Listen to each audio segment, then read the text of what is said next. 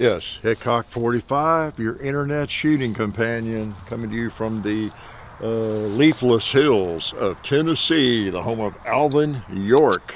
Yes, great American hero, Alvin York. We definitely claim him. You can argue about Johnny Cash and some of these other people we claim that weren't born here, but not Alvin York, I don't believe. So, good to have you here. Good to have you here on another Sunday for some shooting around. And you see something that looks like an MP5, right? You know, in the thumbnail, and as I shoot it, as we open. So, yep, that's what we have. And this one is specifically the Zenith. Let me see, what is the model number on this thing? I forget I think I brought the model number. Yeah, it's a ZF-5L. Okay, and the civilian version of the MP5 that Zenith makes. They have a reputation for making a nice clone of the MP5s, I understand. So anyway, more about that. We'll shoot it some more. Got another firearm out here to enjoy today. Yes, and it's Thanksgiving week, so I hope you had a great Thanksgiving. If you celebrate Thanksgiving, you're somewhere where that's a thing, right?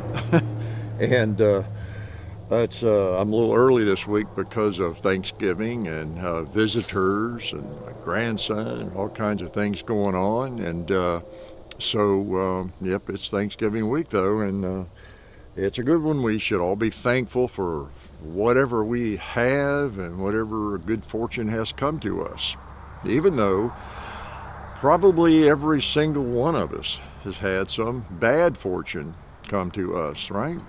Just the way it is. You have to take the good with the bad. Well, whether you want to or not, you're going to get the bad, you're going to get the good.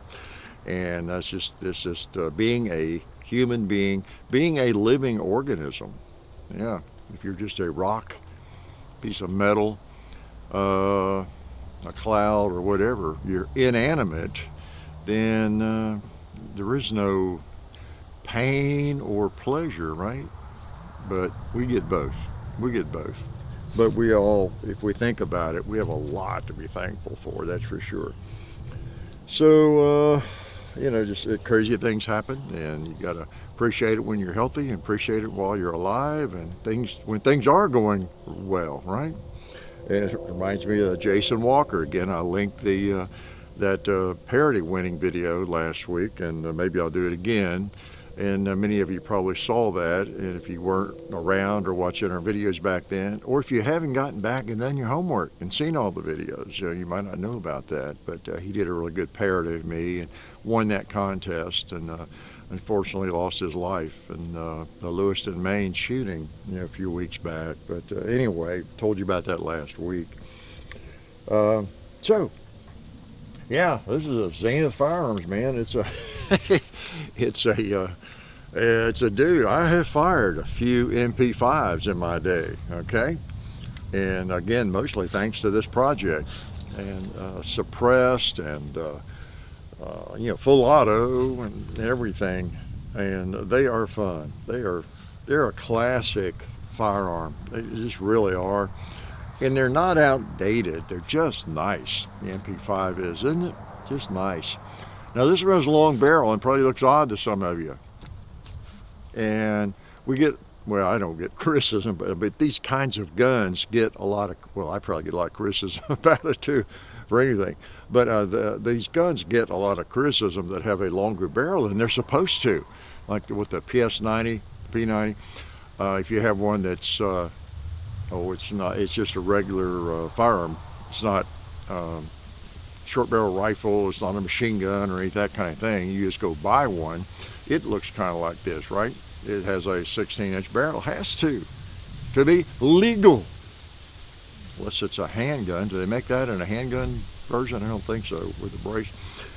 And so I know in the video we did one of those that, or two, people just, oh man, several, they just think it's horrible. It's got that long barrel. It's just not right. It's horrible. One of the reasons, again, they do look odd. It'd be like an AK. So let's say the classic AK was that we all know and love, has a barrel of I don't know, 15 inches.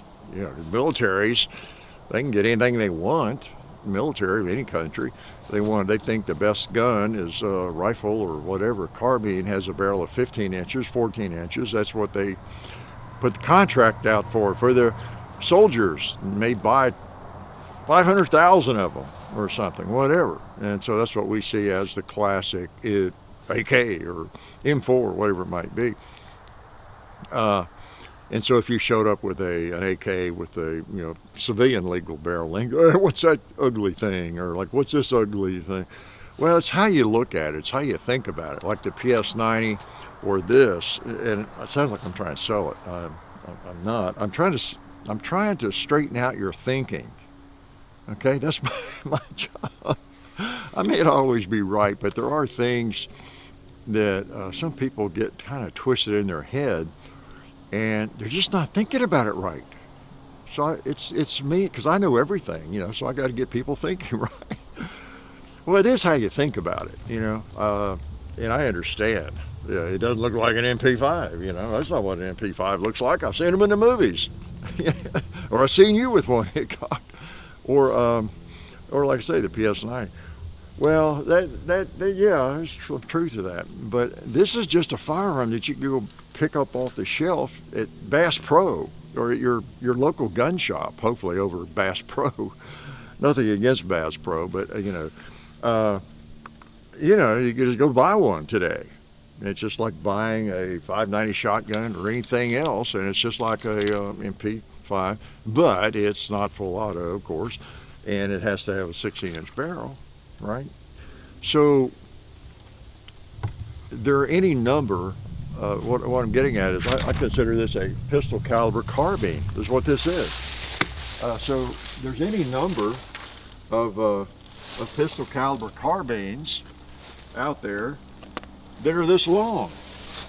Now they might be a different design and have a a rail and more of a shrouded barrel and all that kind of thing, and so you don't think of that barrel sticking out and being longer than it ought to be. Of course it's got to be 16 inches or you couldn't buy it, right? Whether it's an MPX or, oh gosh, what are some we brought out? The recently the Smith & Wesson, the folder, they've got the response, the PPC and all these things. Well, they're the same length,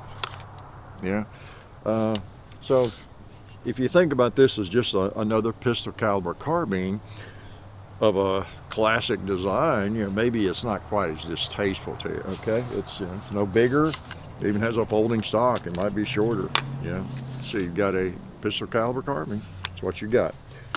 And you can't complain about the MP5 design, right? The roller delayed blowback and all that, because that's what it is.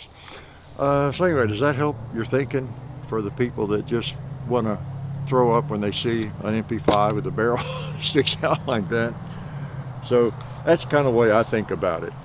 If I was an MP5 fan, had been for whatever reason, and I was looking for a pistol caliber carbine, and I saw this, I thought, well, you know what, I like the MP5, always have, such a reliable firearm, and man, there it is in a pistol caliber carbine.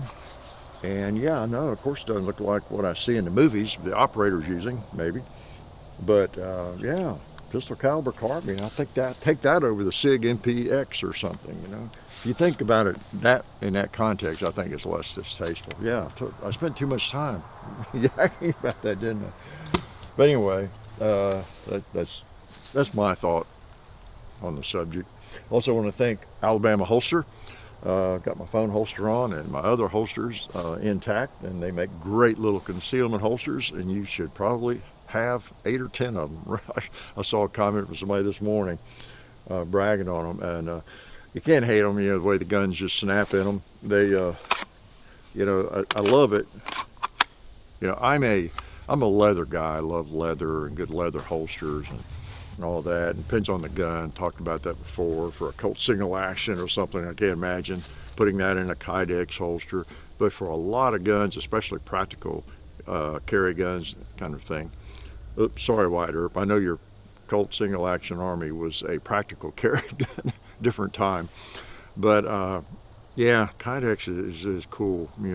Clips in, snaps in. And you feel like it's captured. If it's on your hip, you know, like the flapjack holster I wear sometimes, the Alabama holster, it's not even strapped or anything like that, but it, you know, kind of clicks in there and fits in there tight. And you know, even doing somersaults, it's probably not going to come out, and I'm a little bit past the age of doing somersaults, but you never know, you might have to do one sometime. But yeah, I appreciate that. And you know, Widener's, the ammo selection, are a great ammo sponsor. Check them out. Get your discount code off the description, Hickok45. Wideners.com. Talon grips, Ballistol. Everybody helps us. We appreciate them. Now I've got something else out here, and you'll believe it, but I think I want to shoot this again. Can I? You know, this is not one of those I hadn't fired yet. You're seeing the first shots or anything, but it's close to it. Because I just fired a few shots of this thing, and it felt fine. The sights seemed like they were pretty much on close enough, but I haven't really worked with it at all. And I thought I was hitting the gong. It sounded to me like I was hitting it every time, but man, I was really holding it way different elevations, so I don't know if I was hitting it or not. Could you tell? Let me try that again.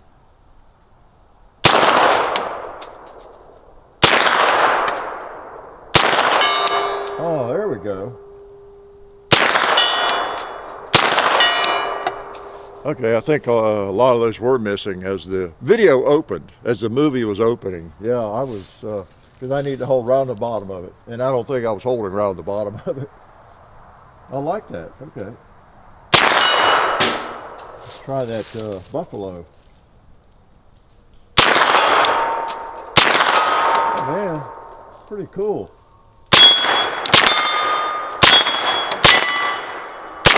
I got Bigfoot.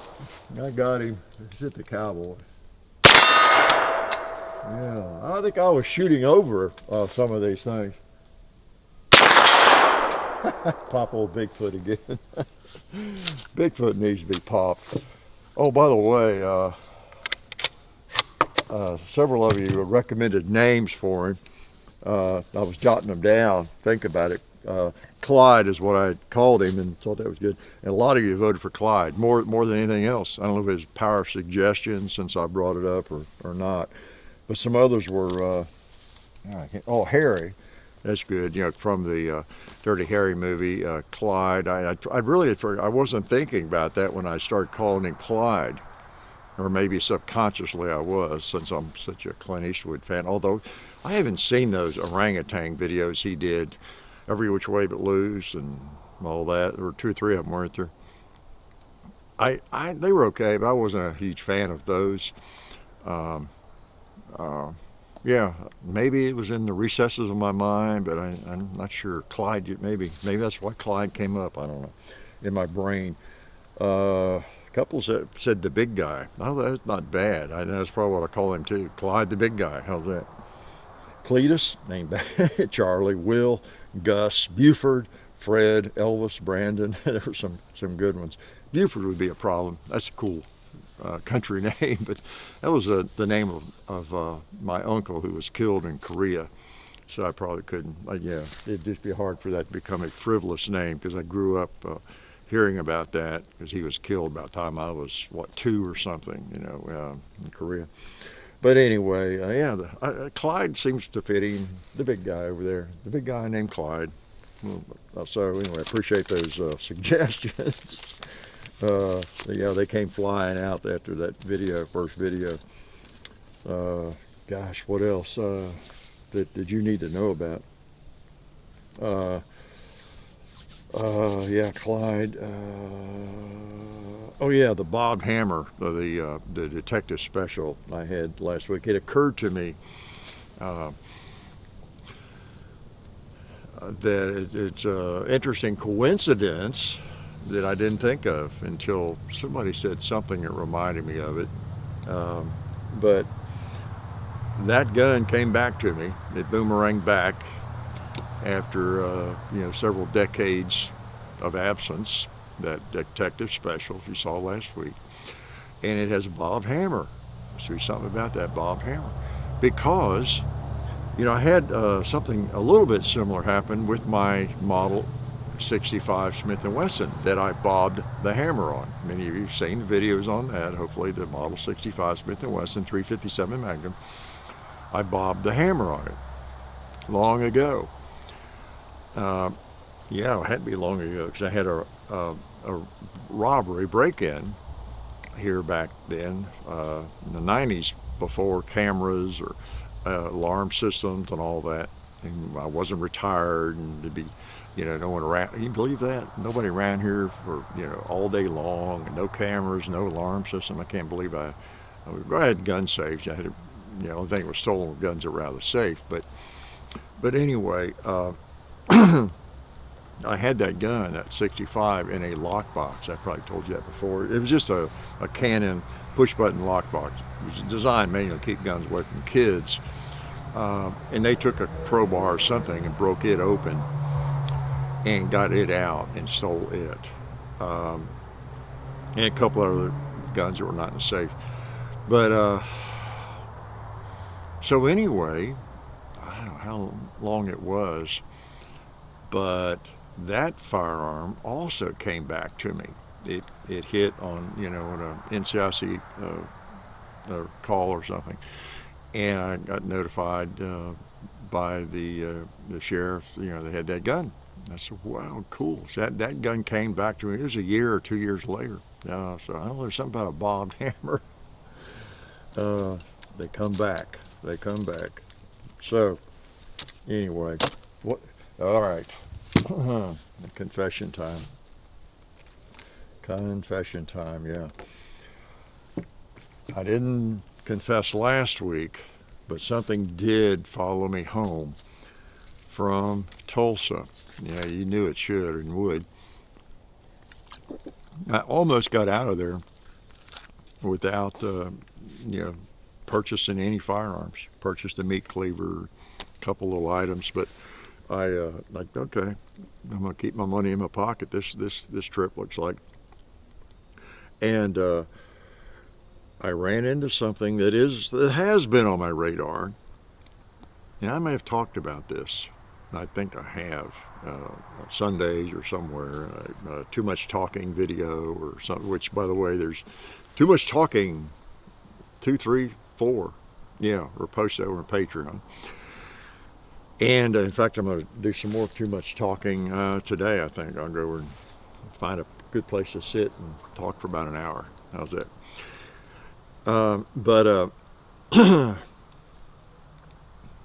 It's a firearm that's it's on my radar. It's one I don't have, that I've thought for, you know, years. That'd be cool if I was going to buy another Colt single action. And I really do not. I'm not desperate to get it. Otherwise, I mean, there's lots of them at the Tulsa gun shows. I wasn't shopping for a Colt single action, but there was one. I've mentioned this, I think, to you, that yeah, it'd be kind of cool, but they're so expensive. And that is the little sheriff's model. You know, like 3-inch barrel, 2.5. I think most of them were 3-inch. I think, and the frames were actually a little different. And I know I think I've maybe talked to y'all about this. That's one reason they're more expensive, is the frame doesn't take the lug for the ejector rod, you know, and that kind of thing. It's not, it doesn't even have that capability. And so it's an actual different frame that Colt made. I don't know if they make them now, I don't think they do, but so they have to actually gear up for a different frame, right? Mold and whatever they do to make it. And so, you know, that, I guess that's most of the reason, and plus it's a marketing thing. Anything you don't make a lot of and sell a ton of is going to be limited and more expensive usually. You got all those things going in. And but you go on Gunbroker and they're $4,000, $5,000, $6,000. And the ones that I've looked at, I thought, yeah, now there's another Colt single. I wouldn't mind having that one, and maybe be done with it. You know, I don't need them anymore. But I don't have sheriff's model, and they're kind of cool. One in 4440, 44 special at both cylinders. Yeah, that'd be cool. Especially if I could pick one up for about what a regular Colt single action costs. You know? No way. How about 2 or 3 times the cost? And so, wow, think I want one for that, you know. So anyway, I did run across one though. It was really near the end of the day, and here it is. Ta-da! Sheriff's model, Colt Sheriff's model, and it is in 44 Special, 4440, and it was really about the price of a standard Colt single action, just third generation gun. Okay. And I looked it over carefully, say, is anything wrong with it and all that kind of thing. And this old guy just had it. And he had a lot of different guns. I don't know, he sort of knew the value, but because he said something about it, yeah, it's a lot less than what those things go for, et cetera, et cetera. And I think he'd maybe had some trouble moving it because the grips, now they look good to you, right? Stag grips. Yeah, well, they are horrible in fit. I mean, they are horrible in fit. You know, even worse than I thought when I was there at the show looking at them. I got out in better light and then got to messing with it. Wow. You know, they obviously didn't come with those grips. Somebody made them, or they just put them on there. It probably came off a different firearm. Nobody fit them to this gun for certain. And I think that's a lot of the reason. And he just was, I don't know, needing to move some gun, get the money or whatever it was. And it could be that anybody that picked it up and saw those grips. I mean, look at the fit. I don't know if you can tell, they're framed to fit. I mean, I could set that thing up and shoot through it with a 22 and not hit the grip worth. I mean, it is unbelievable. That's the worst fit I've ever seen on a grip. And down here, I mean, you cut yourself trying to shoot this thing, you know, the sharp edges, it just doesn't fit. It's kind of what you get. Actually, it's worse than what you get.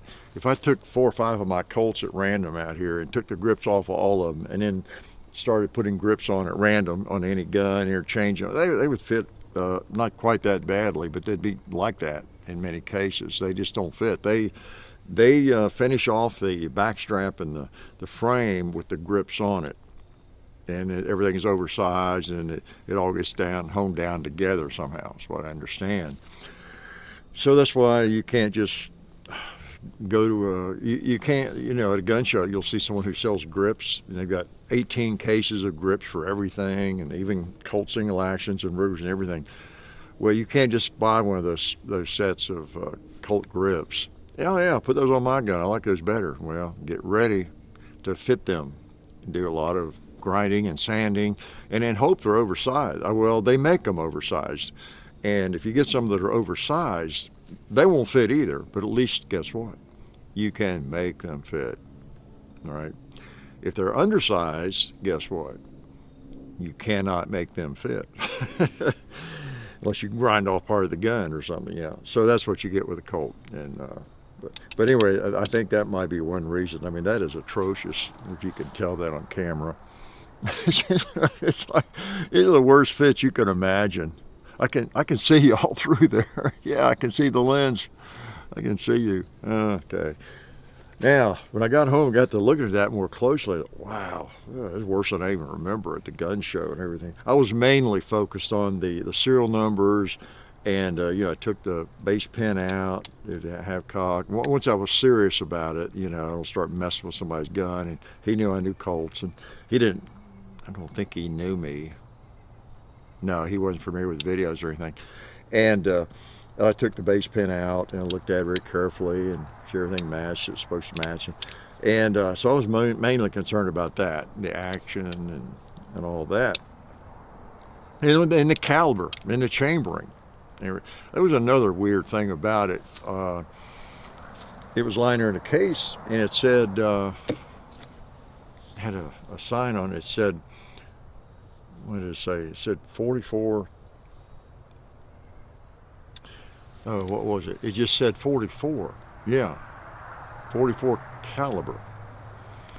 And I asked him, so was it 4440? And he said, probably. You know, he wasn't even sure.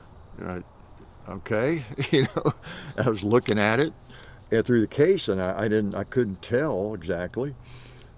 And then he dug around, got the box out, and he pulled out another cylinder. There was a cylinder in it. It said 44. He said, I think there's another cylinder, and it said 4440 on it. I said, okay. And I looked at this one. This one says 44 Special on, but it was turned down and you couldn't see it and everything. So we finally figured out that it was 44 Special, and then it had a 4440 cylinder with it. You know, so I mean, so that's how well he knew the gun, you know. And so, and anyway, I got a good buy. It basically just a little bit more than you'd pay for a new, you know, standard model. I guess I'm not sure what they go for, but it was, I think, a little more than that. And I'm really pleased. It's made in '81. It's a 3rd gen gun. I'm just very pleased because I wasn't gonna, you know, 4,000, 5,000, 6,000. You know, cool, but not that cool. So anyway, yeah, and I don't know, it's been fired. Well, that's why I'm here today with it. I don't think it's been fired that I can tell, and it may have been, but it's like new or new. And I sure hope Colt didn't send that out with those grips fit like that. I just cannot imagine that. Even in Colt's worst days in '81, in the '80s, whatever it was it the '80s when they had the really, or the '90s, the terrible labor issues, and they had people from the offices out there putting guns together and everything else for a while. So you got some questionable quality for a while, but surely not that bad. Okay. And plus, they don't ship many guns out in, you know, stacked grips or some custom order or something. They wouldn't do that. It wouldn't be that horrible. So anyway, I've got some grips on order. They're not stacked, but they're oversized, and I'm going to fit them to the firearm. And I don't know if these things will fit anything. Probably nothing I have. I don't think I can even make them fit anything I have. Maybe. I've seen grips that usually the trouble you have, oh, y'all are dying to know about all this, aren't you? The trouble you have is this kind of problem where they extend over, or they're too small, or, you know, along in there, or the back strap, all that kind of thing. As long as they're oversized, you can fix all that. But wow, that gap up there, if you get them squared up and, you know, in the back strap and everything, and you still have a gap like that, like that's what happens here. See, those are kind of flush. At least you can make them flush with the back, and you still get that same gap. You can't move them forward. You can't do much with that. So hopefully they'll fit some other firearm, maybe a toy cap gun or something. They may not, well, start saying they may not even be for a Colt, but they are. They might fit one somewhere. Okay, let's shoot it for the first time. Let me quit gabbing, okay? All right. So let's put some, it is 44 Special. I have to remember, because when I was getting stuff together to come over here to yak at y'all and shoot some, I was looking for 45. Okay, we're 45 Colt. Which ones do I want to shoot? Oh, wait a minute, it's not 45 Colt. Why would I have that problem? Yeah, you know, because all my Colt single actions are 45 Colt. And that's another thing I had, you know, for years I thought, maybe I wouldn't mind a 44 Special. Yeah, that's a neat cartridge. Because my very first one, was that my first one or second one? Was a 44. I had one that was 44 Special long ago. I think I told you all about that. But it's a good chambering, you know, for anything. All right, now.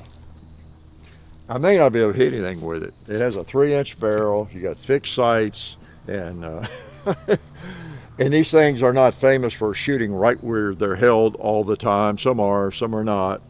So we'll see. I'll try up close first, make sure it works. Well, that was a bullseye. Not too far off, at least at 5 feet.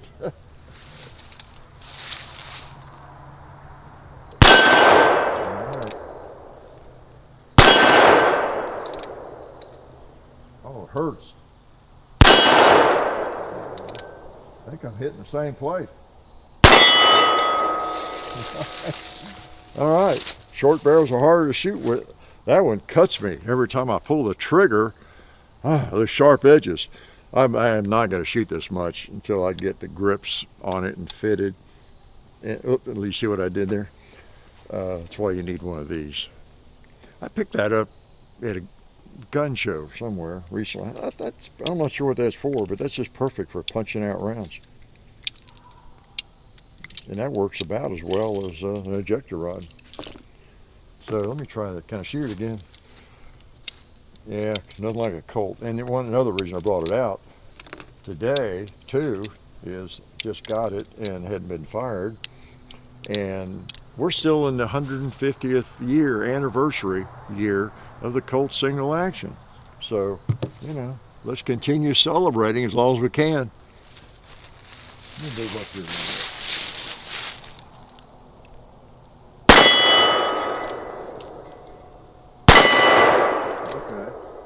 Ouch. Okay, I get it. It like all of them, it prints a little high. Try Mr. Cowboy. Got him. How about Alabama holster? Shooting from an angle. I think I'm empty. Yeah, I am. That's gonna be fun. That's gonna be fun. Oh, once I get those grips fixed, I thought, okay, when I get back, I need to do some work and shave that off, but it wouldn't help. It's such a horrible fit. Even if I shave it off and make it fit around the back strap and that lower back, you know, trigger guard, it's still, they're still atrocious. They're not going to be on this firearm very long. Okay. And I'm not sick over it. It doesn't bother me because I got what I consider a very reasonable price on this thing. Probably largely because of those grips. What's a grip? You can replace grips. Even if I have to have somebody else fit them, that's fine. Okay. Even if I'm too dumb to do it. And it is tricky. I mean, it's not hard to, wouldn't be that hard to do. What makes it a challenge is what? You don't want to mess up your gun and be grinding on the, you know, frame and all the beautiful bluing and all that, do you? Yeah, okay, I like that.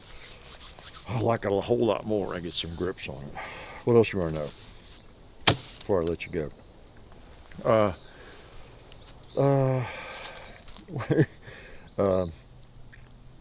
Young people,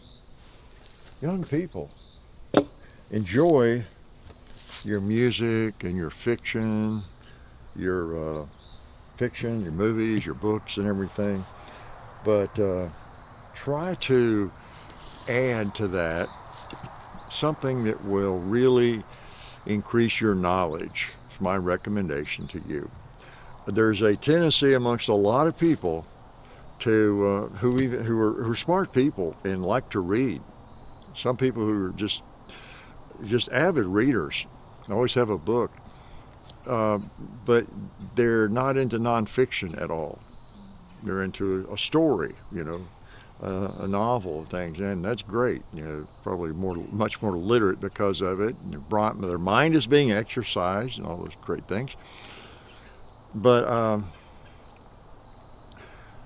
same with music. You know, like a novel versus a nonfiction book.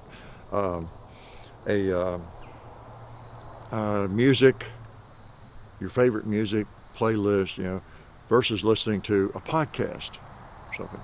There are just a lot of places where you can learn so much, right?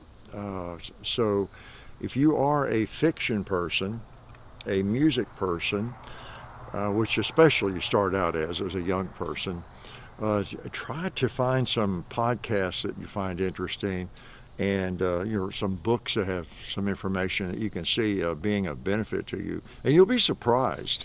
You'll be surprised how interesting it can be, whether it's an interesting discussion in a podcast about a subject, or just a book about something that you have some interest in and you'd like to learn or need to learn more about, you know, like finance or nutrition or something like that, something that would benefit you or me, right? And I'll tell you a couple of places you can start. Well, I don't know about starting. I've given you some titles of books and things. Finance, what's it, The Path to Wealth by R.L. I don't know, don't tell me I can think of his last name. The Simple Path to Wealth, look it up, R.L., forget his last name right now. But one I have really found interesting, really, really good, is The Psychology of Money. Now, it sounds kind of boring. Hey, who cares about psychology of money? That sounds like a boring book to me and irrelevant. Wow, it's anything but. and really easy reading too. He writes it in a simple way, not to dumb it down, but he just makes it really, really simple. And the guy is sharp. I've heard him interviewed many times, and really a sharp fellow. The book is sold, I think, way more than most financial books sell for an obvious reason. It's really easy reading and very good. Morgan Housel is the author. See him around the internet. If you don't want to read, go find him on an interview. Google it and listen to him a little bit, and you'll want to buy that book. I don't get any money from that. I've told you about Ken Berry, Dr. Ken Berry, anything he's written. Another good one is Why We Get Sick by Ben Bickman, B-I-K-M-A-N, Ben Bickman, Why We Get Sick. That would really be a great book for anybody to read. He is, man, was he a biochemist? He knows so much. He can talk mitochondria all day long. But anyway, a couple of suggestions there, okay? And I'm going to shoot this, all right? And then there's another book by Hickok 45. It's called Shoot That Gun. That was a joke. All right, MP5. All right, so you understand now my lesson about this. Don't laugh about the long barrel. Think about it as just another choice in pistol caliber carbines. If you think of it that way, that's what it is. So Zenith, this is again Zenith Firearms, and this one will get donated to the Tennessee Firearms Association for their auction. Another guy is happy to donate to them, and from Zenith Firearms. Okay, so pretty cool. And now I haven't shot it a lot, and I'm not really ready to do a review, quote unquote, of it, but trying it out. Seems to work so far. Yeah. This one again is a ZF-5L. All right. Now they have them. I noticed on their website the standard length of what you consider an MP5 should look like, right? So I'm assuming they're all, short barrel rifles or pistols or something, whatever. All right, let's try this thing again. Oh,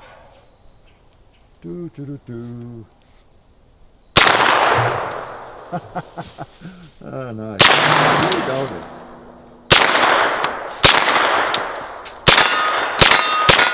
Pop old Mr. Bigfoot Clyde again.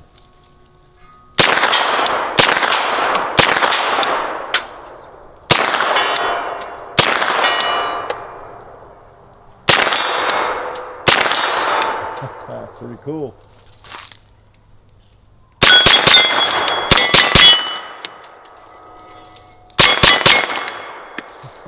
Nice trigger.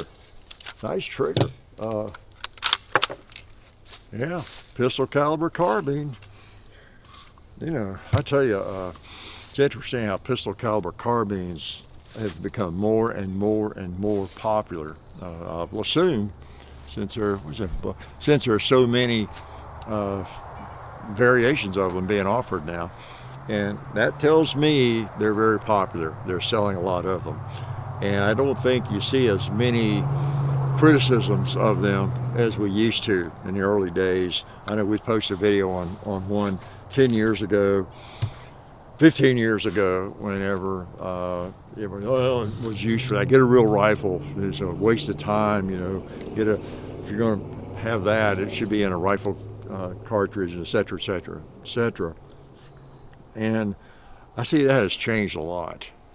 To me, those same people probably have 2 or 3 now. They're just too much fun, for one thing, and then they also have tactical applications, as well, of course. You get more velocity from that barrel. Yeah. You saw how hard it was hitting out there. But yeah, there's so many of these things available. What I was going to say, hey, there you go, another video, the last one I'd ever sell. Of course, I don't know how many I have, 2 or 3. But if you could only have one pistol caliber carbine, what would it be? And you had your choice of any that are being made, It'd be a tough choice, wouldn't it? Because there are really now there are a lot of good ones, really are. Which reminds me, I guess it's not a pistol caliber carbine; it's a pistol caliber pistol. Since the injunction, I got my brace, quote unquote, back on my CZ Evo, and that's kind of neat. I'm looking forward to getting that back out, shooting it, because it's a totally useless piece of junk without that brace on it, as far as I'm concerned. And I just realized I didn't have a sight on it for obvious reasons. Didn't need a sight. I didn't know if it'd ever be something I'd ever shoot again or want to shoot again. Sell it, give it away, you know, if I can't put the brace on it. But so I got that back this week. So did you all, right? On your braced pistols. So I think I figure out what the best, now that I've discovered the prism sights, I don't know, maybe I need a prism sight on that. I don't know. So I'll think about it and get that out and enjoy it some more. So anyway, that's pretty neat. Zenith Firearms. Seems well made. Seems, I mean, they basically they copied the HK, MP5. So there you go. All right, so I guess I've yacked enough. My true love, Colt single action. What kind of holster you reckon I need for that? I'm thinking a little cross draw. Yeah, a little cross draw might be cool with that. And could be my carry gun sometimes in the winter especially. 44 special. I've got some 44 special hollow points, some nice carry rounds. Boom, first shot's the most important shot. So I'll let you go and quit yakking at you. For those who are just addicted to yakking, I'll go over in the woods and do some more. I've got a list of things that you're dying to hear about. Appreciate your support and the support of the people that support us. We've made it through 204 Sunday shoot-arounds. Hard to imagine, isn't it? So, almost December. Whew, pretty amazing, pretty amazing. So I hope you had a good Thanksgiving this week and didn't eat too much turkey. And, wow, you'll be ready for the Christmas season if you celebrate the Christmas season. It's coming upon us also. And John and I need to get out and harvest a tree here pretty soon. And you know how we do that, don't you? Yep, you've seen us do it before. Life is good.